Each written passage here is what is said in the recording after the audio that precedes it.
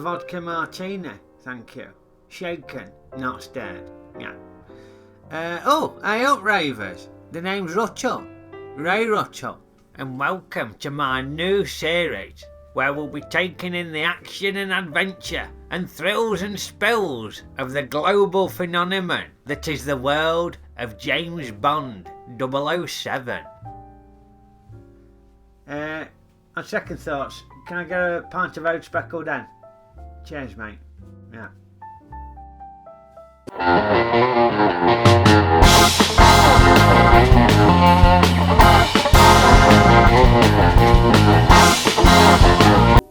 Top and Shock Sundae, extra nutty and fruit-filled tutti frutti. Yeah, when I were a young lad growing up in the 60s, it weren't half exciting going to pictures to watch the Bond film. You'd have all the adverts and Pearl and Dean and beyond, and it were thrilling. And then, when the music kicked in,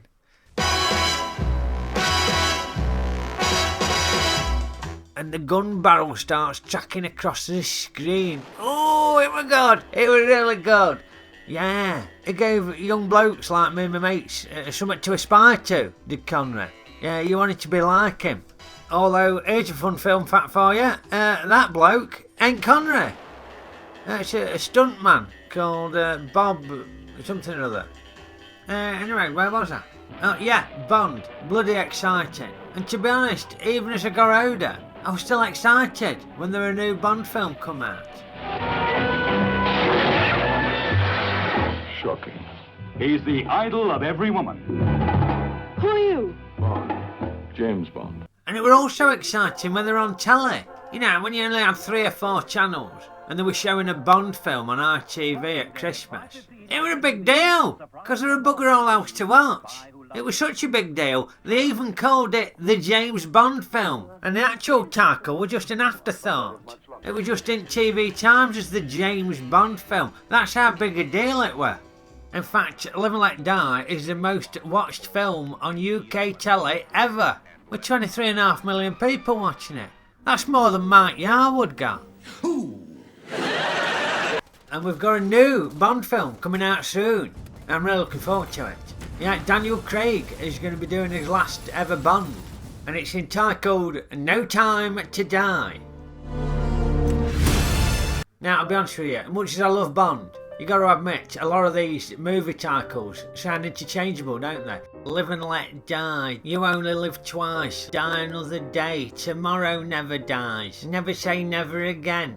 They almost sound like they've been made up by a random word generator to just throw up a different combination of keywords each time. It's like playing a one-armed bandit in a casino, ain't it? Oh, what have we got?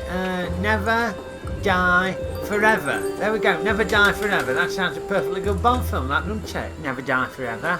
You can imagine the theme tune by Shirley Bassey, can't you? Never die forever! Yeah, the theme tune. That's an integral part of a Bond film, isn't it? The theme tune. Because it's always set to the opening credits, isn't it? And you got loads of silhouetted ladies dancing around in the nude. But you just can't quite see a nipple, can you? You can't, can you? They must have elastoplast covering it up or something. Yeah, oh, what's happening with that? That looks a little bit phallic, that, doesn't it? No nipple, you will notice again. It's obstructed, isn't it? No, I weren't deliberately looking, love. It was just an observation. Anyway, the new Bond theme is being sung by Billie Eilish. Eilish. Who's he? Never heard of him. But it ain't just about the individual theme tune for each movie, because you got the classic Bond theme by Monty Norman.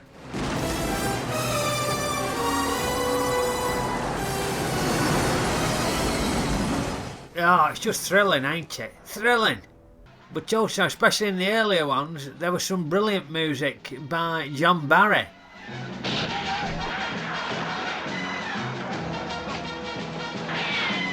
Oh, it's still bloody exciting, that. But it weren't just the action music it could do. It could also do the sexy times music.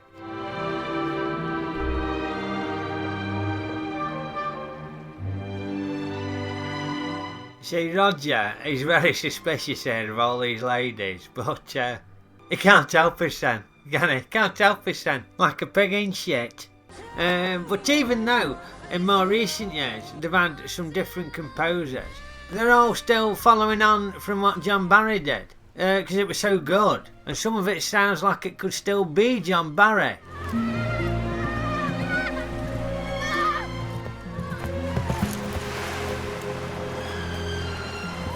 But it ain't. But as well as the music, you've got several other ingredients that are integral to a classic Bond film. You've got Q and his gadgets, ain't you? Yeah, loads of folk love the gadgets. Not least because it gives Bond the opportunity to act like a smartass and come up with loads of one-liners. Balls, Q. Stinging in the rain. They all said the pen was mightier than the sword. Wonderful for poison pen, that is. The writing's on the wall? Having problems keeping it up, Q? Mind you, for me, some of the gadgets at times were so bloody stupid. They just made the film too far-fetched and daft. I think less is more on the gadget front for me. Were you expecting an exploding pen? We don't really go in for that anymore. Now also you got the Bond girls, ain't you? The girls! Yes, the lovely ladies.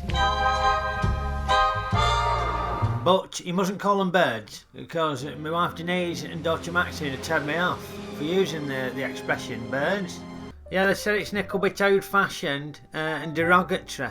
And when I use it, it makes me sound like... You're a sexist, misogynist dinosaur. So you gotta get with the times, ain't you? Now, when you look back, I don't think it's too controversial for me to say that a lot of the Bond girls are fairly one-dimensional characters. Bullshit! Now, obviously, you got your iconic Bond girls, like your Ursula Undress coming out of the ocean. And there've been some other good ones who've had something about her. But for every one of them, there's loads of forgettable, fairly nondescript Bond girls who probably could have been done a better service by the scriptwriters. Anyway, also, we need a good baddie, don't we? The Bond villain. Do you expect me to talk? No, Mr. Bond, I expect you to die. Some dastardly bleeder who's the mental equal of Bond, but is using his intellect for nefarious purposes, such as world domination or some such. World domination. Same old dream. And they have a memorable henchman who's the physical equal of Bond, or physically dominates Bond. And at some point during the film, either the baddie or the henchman has got Bond trapped in some perilous situation. And it's a bit like Penelope Pitstop. Do you remember that? Because you're watching it thinking, oh, how's he going to get out of this one? James Bond, he ain't going to get out of this. He's going to die here, surely. How's he going to get out of it? And then he gets out of it.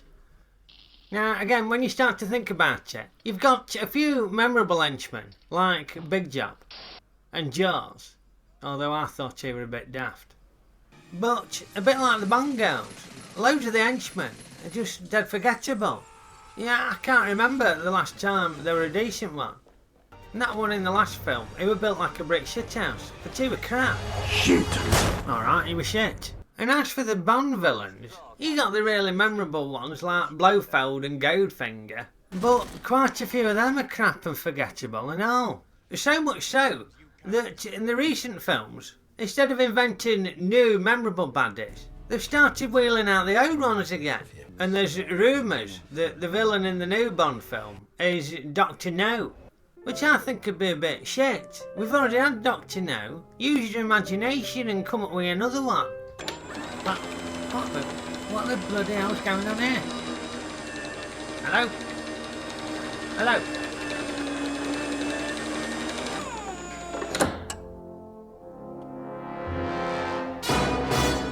Ah, Mr. Rutter, I've been expecting you. Oh, Ickle Ray! How you doing, fella? You alright, mate? Yeah, I'm doing alright, cheers, Raymondo. Me and Graham are just hanging out in the underground lair. I can see it's good, isn't it? It's good. Yeah, I've got some sharks, as you can see behind you. Ah. And I've just had my new industrial laser beam delivered. Oh. So I'm pretty happy with it. Yeah, 'cause the villain's lair, that's a staple part of any Bond film, ain't it? Yeah. Yeah, Yes, there's often some sort of implausibly ludicrous base, some of which have got very questionable health and safety standards. Where's the barrier there, for example? He wants to go on to union, that fella. And inevitably, Bond would blow the base up at the end of the film.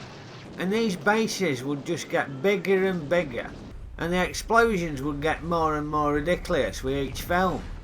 In fact, when you start to analyse it, quite a lot of the films are fairly unimaginative, Bond by numbers. Stupid gadgets, tick. Nondescript Bond girl that's easy on the eye, tick. Evil megalomaniac baddie who wants to take over the entire world, tick. Physically imposing henchmen that Bond's somehow able to beat up, tick. Base that blows up at the end, tick. When I actually think about it, my favourite Bond films are the ones where it ain't so formulaic, like the early Sean Connery ones, or ones where they've done something a little bit different, but not too different. Looking back at them, most of the Bond films don't stand up to any sort of scrutiny, and objectively speaking, a lot of them ain't very good. Yeah. But why do I still love watching them? Very simple, Raymondo. It's pure, mindless escapism, and you get to sit your son down on the sofa, switch your brain off, put all your troubles and cares to the side for a couple of hours, and watch James Bond saving the world and having it off. You know what, I think you've hit the nail on the head there, Rickle Ray. Because I love sitting down and watching a Bond film. You can't beat it. Yeah. Can you just pop your hand in this manacle? Thank you. Yeah, there we go. So over the next 6 weeks, I'm going to review each of the James Bonds in turn and pick out all my favourite bits, whilst also providing some critique of their performances, starting with Sean Connery and finishing up with the current incumbent, Daniel Craig. That sounds good, Raymondo. Any road, I'm off. Ta-da! Come on, Graham. Do you expect me to talk? No, Mr. Roto. I expect your penis and testicles to be obliterated by this industrial laser beam. Bloody hell.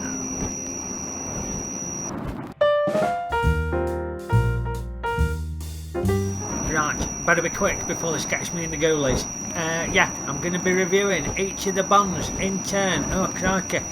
Starting with Sean Connery next week, and then every other Bond in chronological order after that.